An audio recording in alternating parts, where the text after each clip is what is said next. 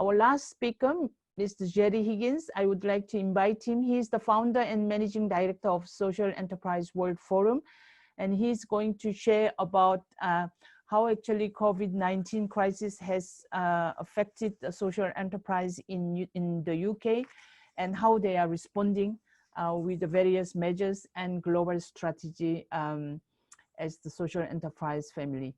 Gerry, floor is yours. Okay, thank you, Lawrence. I realize we're behind time, so I'm going to try and keep the time and maybe ensure that the discussion and questions can happen promptly. And for those that don't know, Social Enterprise World Forum was established by and is led by national social enterprise support agencies and networks. And most of our members are small, community focused, and all have social purpose as their primary focus. So next slide. This is really impacting on all economies. Social enterprises are struggling in countries where support has primarily been targeted at commercial businesses.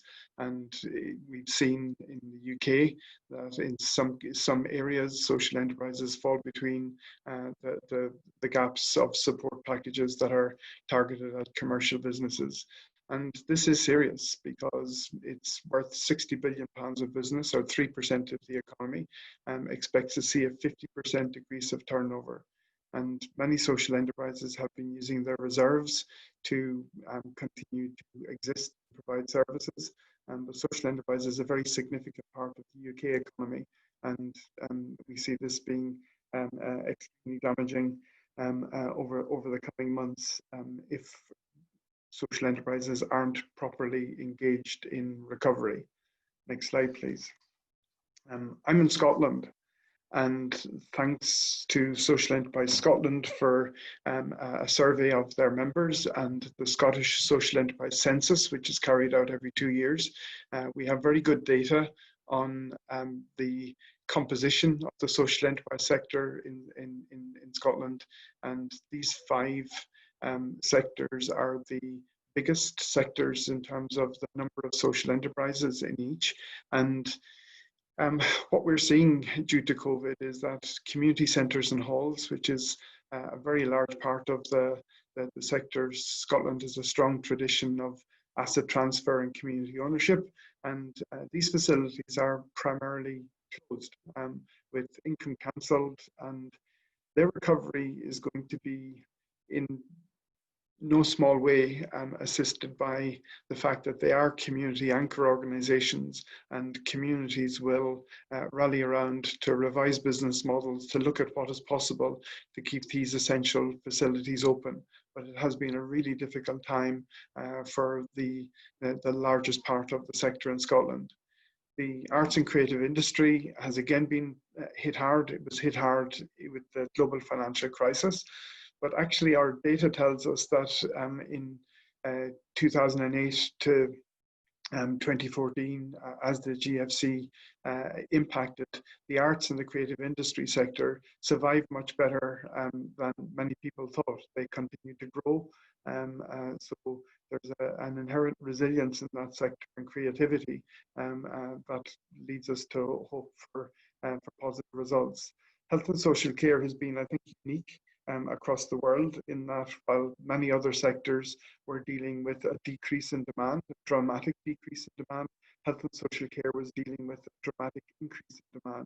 And we're seeing a range of issues and challenges, including people being expected to do a huge amount more for no greater income, and that putting pressure on staff and staff safety and safety of services. So that's been globally a real challenge. In Scotland, early learning and childcare, nurseries for under 5s, the services are provided by the state, by the commercial sector, and by social enterprise.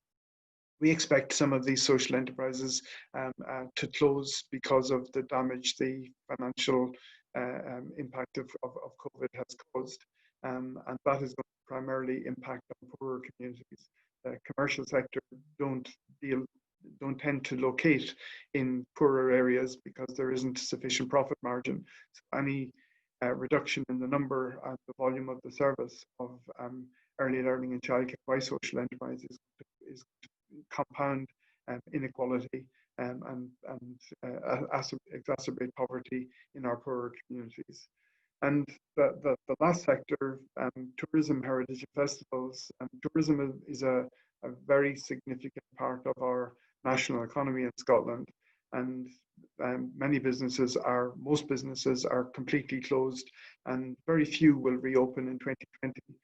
We don't have a long summer season. We're already probably right in the middle of it, and the economy is still in lockdown. So if you're a tourism business today, do you take a risk that you're going to reopen for a really short season? If you're running a festival that brings in huge income into your regional community and the date of your festival is next April, sitting here today, do you plan to run that festival in April 21? When do you start promoting the festival? When do you book your acts and book your venues? So it's about risk management, and the tourism sector probably needs some special measures to ensure that it survives. Next slide, please. At Social Enterprise World Forum, we have on our website, we have been since March looking at working with our members to track COVID responses. This has two parts. The first part is structural responses. Now there's 4 animations here on the slide, so if you could just click through the 4 animations one after the other, I'll deal with all 4. No, yeah, I can keep going until all 4 appear. Thank you very much. Yeah, what we're trying to do here is to look at the structural responses to give economies some courage and some support to realize that around the world, governments are working with social enterprise sector to put in responses to support social enterprises, and this is important. In Australia, the state networks got together and formed a national network to lobby the federal government. In France, and the Chamber of the Social Solidarity Economy had one of the most comprehensive responses that we've seen around the world to ensure that social economy organizations were supported and covered by the various measures that the French government was introducing to support social enterprise. In Scotland, the Third Sector Resilience Fund was put in place by government, a £20 million fund to support organisations at risk of closure. And also the National Business Support Service, Just Enterprise, pivoted to deal with business development, to deal with business recovery. And in Korea, I'm not going to highlight the detail of the response, just to let you know that the Korean responses of developing social finance and support packages was also featured on our website to give other countries the ideas and inspiration they need to support, to develop responses to support the social enterprise sector. Next slide, please. And again, you could click through the 4 animations. Thank you. You're ahead of me. The community responses have been very numerous. The list you see on the left-hand side is only a section of those that are on our site.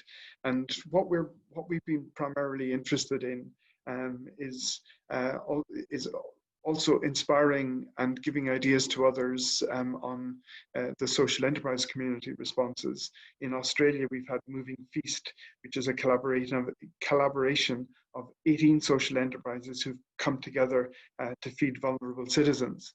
In Colombia, Fundación Capital has changed its service from providing financial information to focusing on ensuring that citizens got accurate information about COVID-19, about health, and about financial health in particular.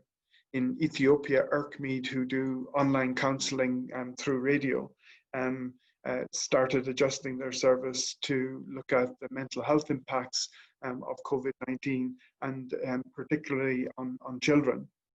And we've had a whole range of social enterprises manufacturing PPE And while there's a lot of individual initiatives, some of the most inspiring have been those that have involved collaboration.